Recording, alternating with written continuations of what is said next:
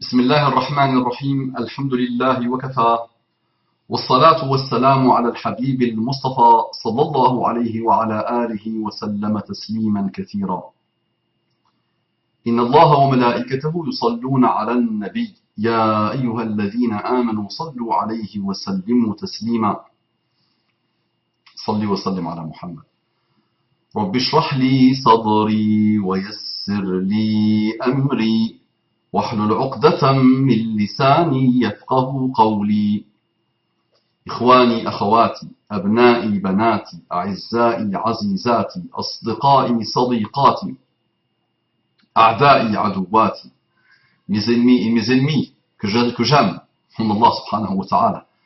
Assalamu alaikum wa rahmatullahi wa barakatuhu. Que la paix d'Allah subhanahu wa ta'ala, sa miséricorde et ses bénédictions soient sur vous mes frères et sœurs partout dans le monde. Qu'Allah apaise les cœurs, qu'Allah soulage les souffrances, qu'Allah nous pardonne. Mes frères et sœurs non musulmans, mes frères et sœurs en humanité, qu'est-ce que vous attendez pour devenir musulmans? Qu'est-ce que vous attendez? Si vous êtes sincère, vous retrouverez l'islam. Si vous n'êtes pas sincère, vous continuez pour avoir la sincérité. Le jour où vous aurez la sincérité, dès que vous commencez la recherche, la méditation, la contemplation, vous retrouverez Allah subhanahu wa ta'ala, sa parole, son prophète, ses prophètes et la religion qu'il a voulu pour l'humanité. On entre directement dans le vif du sujet. Un frère dit en commentaire, pour l'histoire de Yazid, qu'Allah le laisse en enfer. Pour l'histoire de Yazid, qu'Allah le laisse en enfer. Quand j'ai lu ça, je n'ai pas cru mes yeux. J'ai compris le niveau des dégâts. J'ai compris l'étendue des dégâts. Imagine, écoutez bien. Pour l'histoire du Yazid, qu'Allah le laisse en enfer. Est-ce que vous avez compris ce que j'essaie de vous dire? Pour l'histoire du Yazid, qu'Allah le laisse en enfer. Là, juste dans 3 mots, là, ou 4 mots, là, il y a une catastrophe. Il y a une calamité. Il y a un tremblement. Il y a des tsunamis, des volcans, des malheurs. Pour l'histoire du Yazid, qu'Allah le laisse en enfer. Donc ça sous-entend que Yazid ibn Muawiyah, ibn Sufyan ibn Sakhr, ibn Sakhr. Donc ce Yazid, ça sous-entend que il est en enfer. Ensuite, c'est clair que la personne demande à Allah de le laisser en enfer. Bien, masha'Allah. Donc la question que chacun de vous va se poser, il va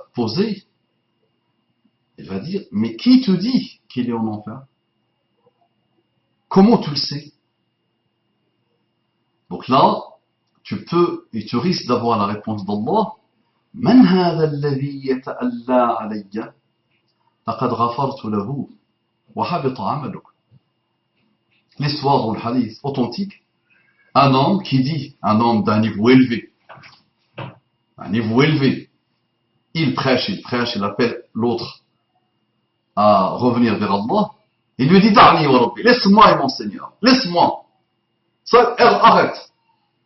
Et il lui dit, toi, Allah, Dieu ne te pardonnera jamais. Et là, la réponse d'Allah descend. Qui est celui-là qui veut prendre ma place, qui veut prendre ma spécialité, qui parle de mes prérogatives à moi? Qui est celui-là? Il dit, laqad ghafartu lahu, je lui ai pardonné. Lui qui est pécheur, qui fait, lui je lui ai pardonné. Et toi, habita amaluk, tout ce que tu as fait comme œuvre est parti. Indisparable. Pour cette parole où tu dis, Allah ne te pardonnera pas. Comment tu sais ça? Comment tu sais ça? Tu ne te connais même pas. Tu ne connais rien de toi-même. L'humain, je parle en général, attention. Il ne faut pas venir encore m'attaquer. Et me dire, il faut se remettre en cause. Moi, je me remets en cause chaque instant, alhamdulillah. Par la grâce d'Allah subhanahu wa ta'ala. D'accord? Avec les orgueilleux, parfois, j'essaie de les secouer parfois. Donc ce n'est pas nouveau chez moi. Et cherche un peu dans ta religion, tu verras que parfois, avec les orgueilleux, avec les malhonnêtes, avec les escrocs, parfois, il faut les secouer un peu. Et toi-même, je t'avais déjà secoué plusieurs fois. Et je continuerai, Inch'Allah, s'il le faut. Et tu pourras me secouer si un jour tu repères de l'orgueil. Mais vérifie bien ce que c'est que l'orgueil. Mais dire que Allah le laisse en enfer, attention là, il faut vraiment se repentir sur ça, de ça. Il faut vraiment pleurer ce soir, Inch'Allah. Il faut vraiment se prosterner et demander à Allah subhanahu wa ta'ala de te pardonner. Parce que là, tu dis qu'il est en enfer. Il n'y a pas de métaphore ici. C'est clair, il était précis. Tu dis qu'Allah le laisse en enfer. En plus, tu fais dua contre un musulman. Tu fais l'une des pires invocations contre un musulman. Ah bon, Yazid est un musulman? Oui. Al-Yazid ibn Muawiyah est un musulman. Ya Allah. Sors-moi le contraire. Oui, mais Abu Mama, on nous a dit qu'il a tué le Hussein et qu'il a fait. Oui. Il a tué le Hussein directement. Il a tué le Hussein directement. Tu connais cette histoire ou pas? Il faut l'analyser en profondeur, avec plusieurs livres. D'accord? Plusieurs travaux, pour sortir une conclusion. Et tu peux être étonné. Cette histoire-là, je vais te donner un exemple pour que tu puisses comprendre ce que je vais essayer de te dire. Abu Umama, l'Oasis, que tu as déjà rencontré. Abu Umama, qui gère l'Oasis, que tu as déjà rencontré, que tu as déjà pratiqué, sur des jours et des jours et des semaines, pratiquement tous les jours. Si tu lances une recherche sur lui, tu trouves que ce qui se dit sur lui en mal dépasse largement ce qui se dit sur lui en bien. Tu peux même trouver qu'il n'y a pas de bien sur lui. Quand tu verras ce que les forums, ce que les sites disent de Abu Umama, tu verras que finalement il n'a pas d'atome de bien. Il n'a pas en lui et en ce qu'il fait, en ce qu'il dit, en ce qu'il se déploie à faire. Tu ne verras peut-être même pas une seule personne, peut-être, qui dit une phrase de bien sur lui. Ceux qui disent du mal à l'infini sur lui, sur ton frère Abu Umama, ne sont pas d'un groupe défini. Ils sont de plusieurs groupes. Ils sont de plusieurs sectes. Ils sont de plusieurs types. Mais chacun, en fonction de son groupe, en fonction de sa frustration, en fonction de sa haine, en fonction de sa démission malheureuse, en fonction de sa fainéantise intellectuelle, il charge Abu Umama. Donc il lui fait dire ce qu'il ne dit pas. Quand il dit quelque chose, il peut prendre une partie et développer des pages et des pages sur lui. Et il peut même il peut même analyser chaque seconde de sa parole en mettant un tel a répondu à Abu Umama, tel savant, tel cheikh, tel hada, des gens morts a répondu à Abu Umama. Et vraiment les différentes typologies de personnes. Donc tu vois, Habibi, la même chose à l'époque. Pour ça, Abu Umama demande à quelqu'un qui a un minimum de sincérité et te dira, il nous appelle à Allah, à son prophète, il se déploie pour nous inviter à Allah et à son prophète. Ni plus ni moins. Et il nous dit, réformez-vous. Réformez-vous. Vous, travaillez sur vous-même. Élevez votre niveau vous-même. Tous les rappels qu'il a fait, quels qu'ils soient, de tout type, il a touché des sujets et des sujets et des sujets. Mais à chaque fois, finalement, la conclusion, c'est qu'il nous rappelle Allah, son prophète, sa religion. Et il nous dit, d'abord vous. Priorisez-vous, vous, d'abord. Sauvez-vous, vous. Mais ce qui se dit sur Abu Umama, tu le vois sur Internet. Tape Abu Umama, tape l'Oasis de l'excellence. Et c'est toujours les choses, en plus, qui viennent en premier. les malheurs, les attaques, les méchancetés viennent toujours en premier sur Google. C'est normal. Donc tout au long de l'histoire humaine, Habibi, et surtout l'histoire musulmane, il y a des gens, les gens du mal travaillent, se déploient à l'infini, subhanallah. Donc leurs traces, leurs séquelles se trouvent dans des tomes et des tomes et des tonnes de livres. Voilà. Les gens de bien essayent comme ils peuvent, mais ils sont toujours peu nombreux dans le déploiement. Le shaitan se déploie jour et nuit. Jour et nuit, les shayatin ins. Les gens du bien, les gens qui essayent d'être dans le bien, ils essayent comme ils peuvent, mais ils sont minoritaires. Donc le combat, si on parle de quantité, est perdu d'avance. La productivité, la production des shayatin, elle est presque infinie par rapport à la petite quantité de la production des gens du bien. Donc quand tu t'intéresses à n'importe quel personnage, surtout les Yazid ibn Muawiyah, qui dans son destin a vécu une époque douloureuse. En peu d'années, 3 ans maximum, 3 ans et demi, 4 ans maximum, il a vécu, subhanallah, dans un début de fitna total. Donc, le fitna de Hussein, il faut que tu saches que les shayatin shia, les shayatin qui avaient un intérêt, que cette religion qui était en train de se propager partout dans le monde, et qui avait étonné le monde, avait commencé à glisser leur venin. Donc c'est vrai que l'histoire de la dynastie Omeyyade est une histoire entachée de mensonges et d'escroqueries intellectuelles.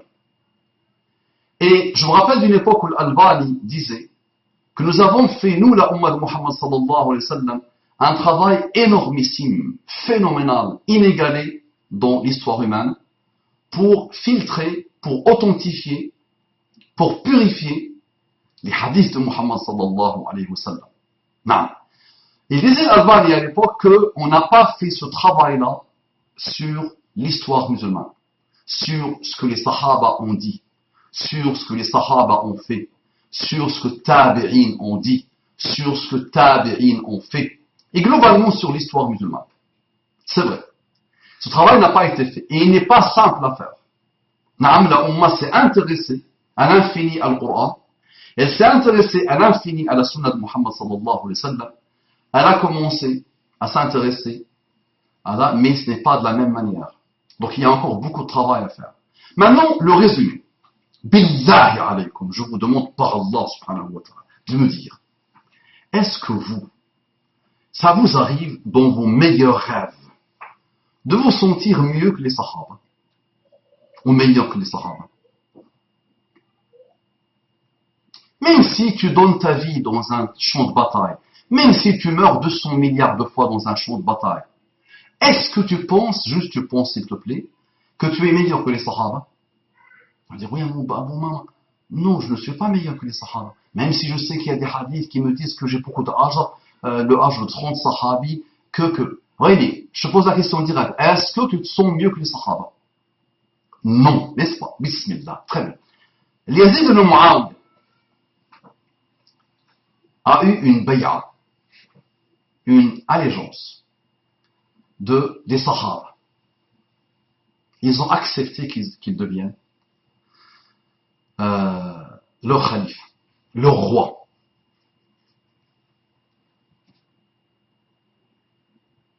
Ah bon, maman? On nous a dit que c'est Muawiyah qui a imposé. Habibi, Muawiyah a essayé, a voulu mettre son fils, a choisi son fils. C'est une erreur. Non. Mais, penses-tu, billahi alayk, penses-tu, qu'aujourd'hui dans ta révolte à toi, dans ta révolution à toi, tu penses que toi tu peux être meilleur que la révolution des Sahaba? Les Sahaba qui ont fini avec les Perses, qui ont fini avec les Romains, et qui ont installé l'islam partout, et qui avaient donné leur vie, qui avaient participé à des batailles et des batailles et des batailles, et qui avaient tout vu, et qui avaient subi le Khawarij, et qui avaient combattu le Khawarij, penses-tu, billahi alayk, et qui ont connu Mawqa'at al-Jamal, et qui ont connu Mawqi'at Siffin, et qui ont connu des batailles où tes cheveux deviennent blonds. Il y a eu des batailles où combat sur 3 jours, on continue. 3 jours, continue. Imagine. Les gens ne dormaient plus. Combat. Est-ce que tu peux l'imaginer? Cette force-là. Billahi alayk, dis-moi. Est-ce que majoritairement les Sahaba peuvent, par peur du sabre de Muawiyah, dire ah, on accepte finalement Yazid? Juste réfléchis un peu, analyse la chose. Alors que Muhammad sallallahu alayhi wa sallam dit Khayrul nasi qarni walladhina yalunahum walladhina yalunahum. Les meilleures personnes sur terre sont mon siècle. Et c'est une mauvaise traduction. Le qarn ici, c'est pas le siècle. Mais la génération des Sahaba, la génération qui suit et la génération qui suit. Une autre traduction. Mais le siècle, c'est pas une bonne traduction. Pour dire que les Sahaba, c'est la meilleure communauté qu'Allah subhanahu wa ta'ala a sortie pour l'univers. Billahi alayk, tu penses que ils vont dire oui par peur du sabre? Ou qu'ils ont compris des choses et qu'ils ont voulu que ça se calme, que ça s'apaise, que la Ummah se concentre sur les ennemis qui se déployaient à l'époque pour tuer l'islam dans l'œuf. Très bien. Donc, très bien. Oui, mais j'ai entendu dire que des Sahaba, et les meilleurs, parmi les meilleurs, ont refusé, n'ont pas accepté. Il y a eu 2-3. Il y a eu 2-3. Ici, il y a eu plus, allez, maximum 10. Mais 2-3, connus. Le Hussein, Abdullah ibn Zubayr. C'est surtout ceux-là qui ont combattu vraiment les. Donc pourquoi ils n'ont pas accepté?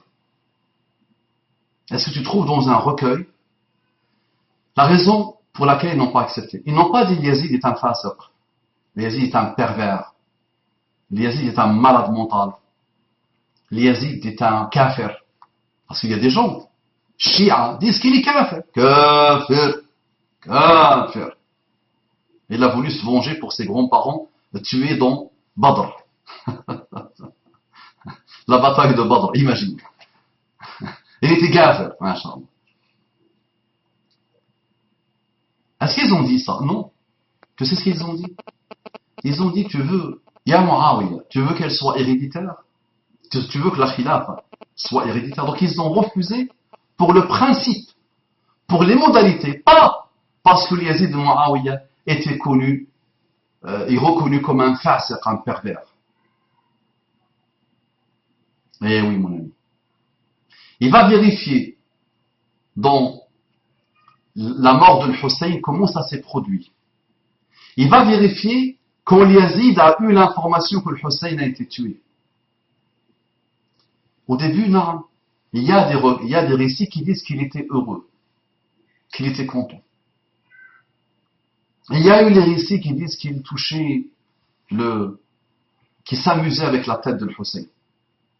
Mais tu as aussi des récits qui te disent qu'il a regretté. Il a regretté ce qui s'est produit. Tout le restant de sa vie, il regrettait ce qui a été fait. Et cette mort de Hussein.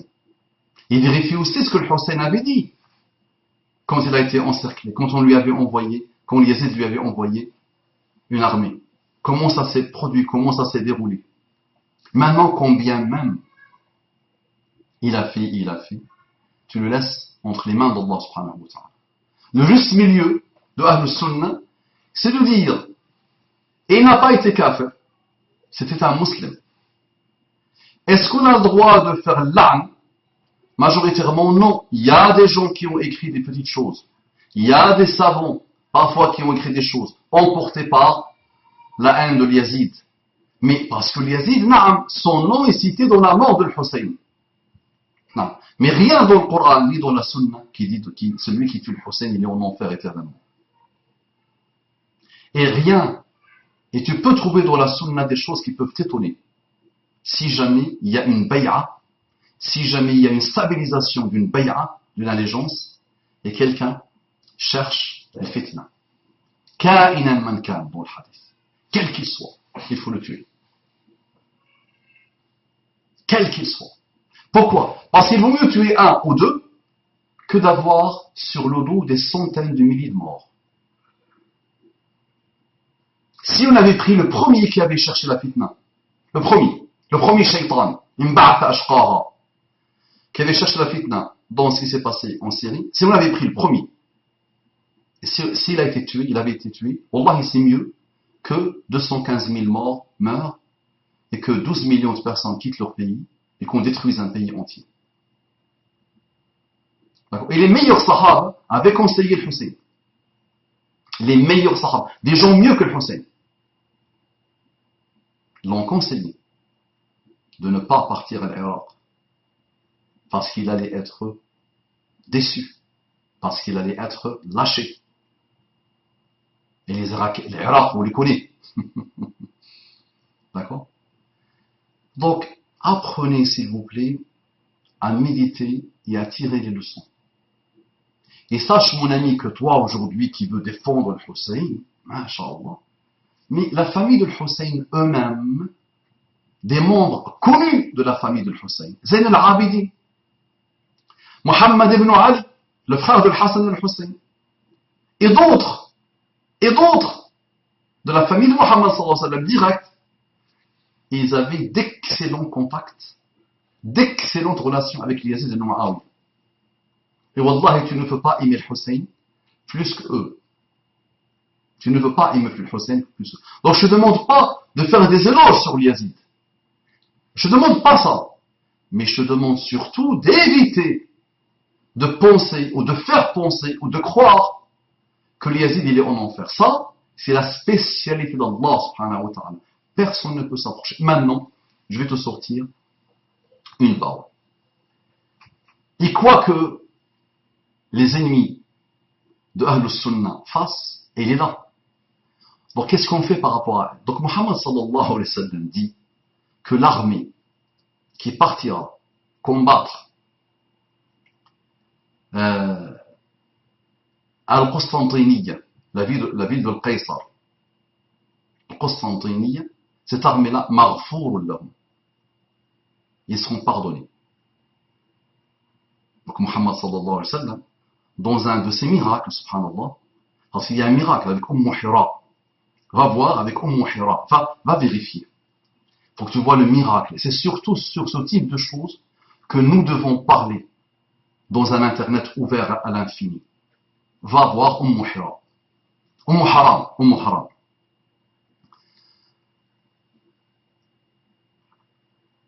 Il dit que cette armée, Allah subhanahu wa ta'ala, va maghfour lahum, ils seront pardonnés. Tu vas me dire, oui, mais j'ai vu des études et des recherches qui disent que souvent ils viennent des chiites. Souvent, ils viennent des chiites.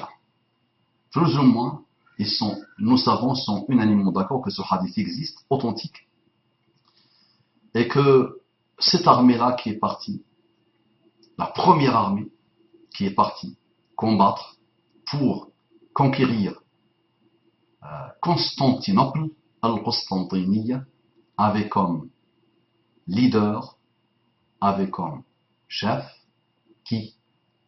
D'après toi, qui? Le chef de l'armée, c'était qui? Al-Yazid ibn Muawiyah. Al-Yazid ibn Muawiyah. Et il avait sous ses ordres les plus grands sahaba. Abdullah ibn Abbas et d'autres.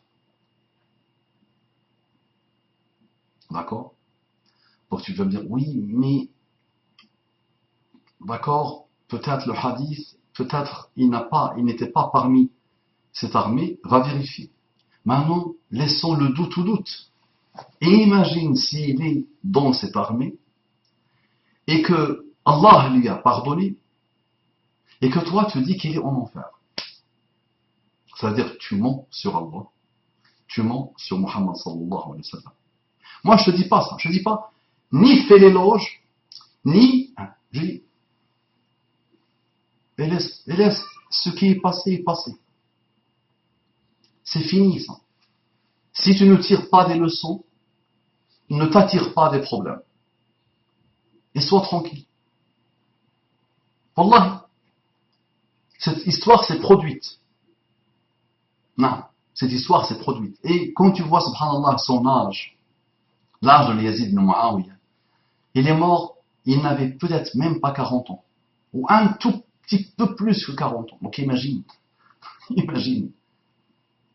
Et imagine peut-être Allah lui a pardonné tout ce qui se dit sur lui.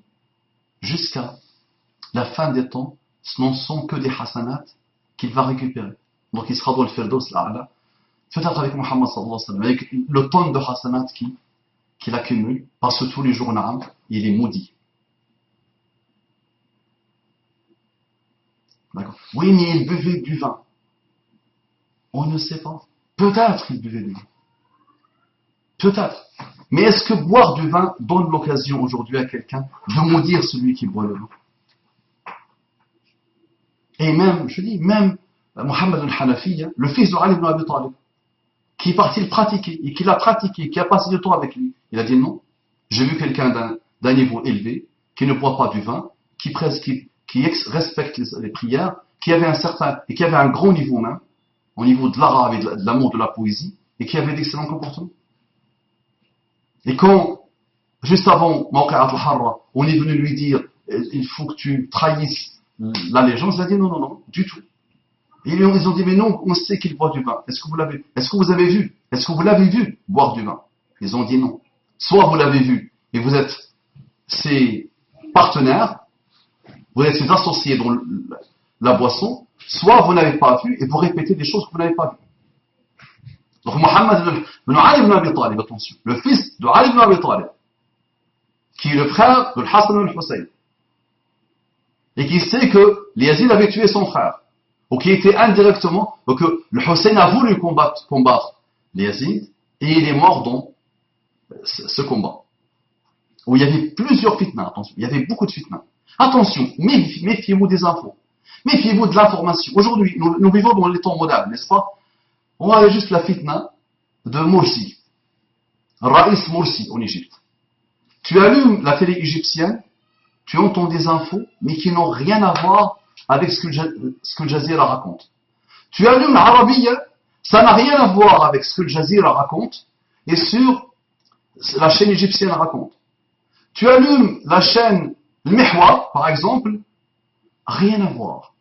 Un même événement, chacun le voit autrement. Alors que nous sommes en train de vivre l'événement. Donc méfiez-vous. Donc toi, tu lis 2 lignes ou 3 lignes. Mais dans les 2 lignes, tu as une tonne de mauvaises informations et peu d'informations justes. Tu n'as même pas assisté. Il y avait plusieurs intérêts contradictoires, plusieurs enjeux contradictoires. D'accord? Donc, je n'étais pas avec eux, comme disait Omar ibn Abdul Aziz. Je préserve ma bouche. Et je ne dis pas plus que ce que le musulman honnête doit dire. Muslim, laysa la'an. Laysa bil'an, disait Muhammad sallallahu alayhi wa sallam. Le musulman n'est pas là pour maudire les gens. En plus, les gens meurent, morts, qui sont peut-être chez Allah subhanahu wa ta'ala dans le paradis. D'accord? Et quelqu'un a bu du vin, mais celui qui a bu du vin à l'époque de Muhammad sallallahu alayhi wa sallam, et qui a été fouetté. Et quand les Sahaba ont voulu se moquer de lui, Muhammad sallallahu alayhi wa sallam leur a dit quoi? Innahu rajulun yuhibbu Allah wa rasulahu. C'est un homme qui aime Allah et qui aime son prophète. Tu fais quoi? Il te dit quoi? Mais nous ne sommes péchés jusqu'à l'infini. On va dire, oui, mais lui, il était dirigeant. Mais c'est un ébtila. C'est une épreuve. Lui-même disait que la mort de Hussein lui a attiré le déshonneur jusqu'à la fin des temps. Lui-même disait ça avant sa mort. Lui-même souffrait. Je suis sûr et certain qu'il a presque eu une dépression nerveuse à la fin de sa vie à cause de ce que Ibn Ziyad lui a fait. Parce que Ibn Ziyad a tué, massacré le Hussein. Mais là, c'est le fitna. Quand il y a le fitna entre un couple, ou entre une fils et sa mère, tout le monde perd la tête. La discorde s'installe à l'infini. Et imagine quand il y a des armées, et quand il y a des nouveaux reconvertis, quand il y a des shayatines, et quand il y a, on perd la tête. Donc ça, تلك أمة قد خلت القرآن te dit. لها ما كسبت وعليها ما اكتسبت لا تسألون عما كانوا يعملون. Stop. C'est une umma révolue. Safi. Allah ne te demandera pas des comptes sur elle. Il ne te demandera rien par rapport à eux. Travaille sur ta umma à toi. Travaille sur toi-même. Ça marche? Donc arrêtez s'il vous plaît. Ça ne se fait pas. Maintenant je lis la suite du message pour l'histoire de Yazid, qu'Allah le laisse en enfer, car il est trop simple de se dire musulman et de commettre des actes de barbarie. Ici je parle de Yazid, c'est pour faire la liaison avec ces pus de l'enfer de Daesh. Même ça, on ne veut pas le dire. Même ça, on ne veut pas le dire. Quand on s'emporte, on peut dire des choses, mais pus de l'enfer, qui te le dit? Comment tu le sais? Naam, ils sont dans une injustice. Quelques-uns parmi eux. Surtout ceux qui tirent les ficelles. Les gamins, les pauvres, il y a parmi eux des gens sincères.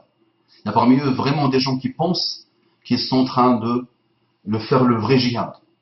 Les gamins, les jeunes, manipulés, les pauvres. Mérite-t-il le paradis? Allah seul sait. Allah seul sait, qui sait ce qui se passe dans le cœur, qui sait ce qui se passe dans la niya, qui va prendre tous les paramètres en compte et qui est juste. Nous, on ne sait pas. Nous, on est là pour faire le rappel, pour dire aux gens, attention, voici le bien, voici le mal. Et quand il y a des choses douteuses, istabri' li dinika wa 'irdik, comme te demande Muhammad sallallahu alayhi wa sallam. Istabri' li dinika wa 'irdik. Préserve ta religion et préserve ton honneur. Quand les choses sont douteuses. Et aujourd'hui, dans cette époque, il y a beaucoup de choses douteuses. Vraiment. Qu'Allah nous en préserve. Seul Allah le sait, mais je préfère croire que non. Qu'Allah te bénisse, toi, ta famille, tes filles, ta mère, que tu dois honorer, et tes étudiants. Amin, Rabbal Alamin. Jazakallah kulla khair pour cette excellente invocation. Akramakallah. Donc, ya ikhwani, laissez les Yazid, ne faites pas plaisir à Shia. La dynastie Umayyad a eu ses erreurs, comme n'importe quelle communauté humaine, comme n'importe quelle œuvre humaine, et sachez qu'ils ont aussi fait beaucoup de bien. Qu'Allah les récompense pour le bien, qu'Allah leur pardonne le mal, et n'oubliez pas aussi qu'ils ont été dans la meilleure période de l'univers, parce que Nabi sallallahu alayhi wa sallam, il parle de la période des Sahaba, de ceux qui les ont suivis et de ceux qui les ont suivis. Alors, ils ont Yazid et parmi, et il a vécu avec des Sahaba. Il a vu des Sahaba. Lui-même n'était pas Sahabi, mais il a vu des gens qui ont respiré le même oxygène que Muhammad sallallahu alayhi wa sallam. Et qui ont vu Muhammad sallallahu alayhi wa sallam. Et qui ont pratiqué Muhammad sallallahu alayhi wa sallam. Tu vas me dire, mais il a tué quelques-uns. Il a été la cause de l'assassinat de quelques-uns. Naam, mais ces périodes de fitna, il ne faut pas entrer dedans. Il ne faut pas juger par rapport à ces périodes. Imagine toi quand tu vivras la fitna. La fitna est dangereuse. D'accord? Donc préservez vos langues, avancez dans vos vies, tirez les leçons et arrêtez de vous prendre pour Allah subhanahu wa ta'ala. Parce qu'on ne peut pas dire que un tel est en enfer, qu'Allah. La phrase au début, il est dangereuse. Wallah, il est vraiment dangereuse. Qu'Allah le laisse en enfer, c'est ça. Qu'Allah le laisse en enfer. La hawla wa la quwwata illa billah.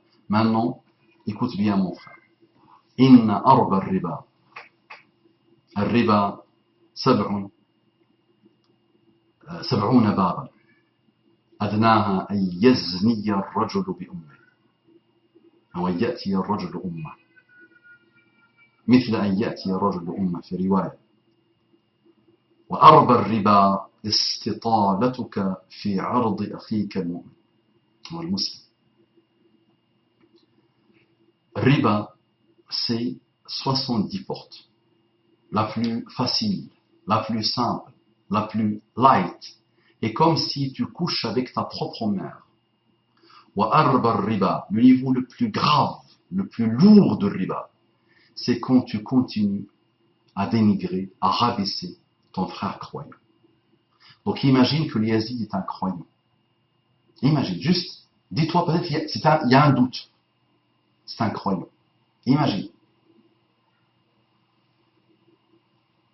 Comment tu rencontres Allah subhanahu wa ta'ala? En commettant arb al-riba.